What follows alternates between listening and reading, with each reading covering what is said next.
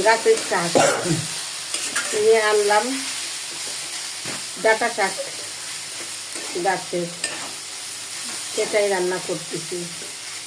আমার শাকভাজিটা যদি রান্না করাটা ভালো লাগে আপনাদের, লাইক কমেন্ট শেয়ার করে দিবেন আপুরা। গাছের শাক বুঝেনি কি মজা। আমার শাক রান্নাই তো হয়ে গেছে।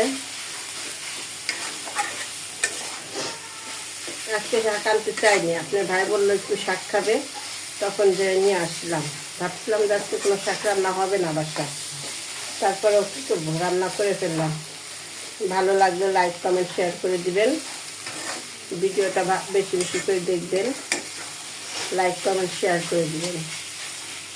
যার সামনে যাবে ভিডিওটা পুরোটা দেখবেন। এই তো শাকভাজি আমার হয়ে গেছে শাকভাজি।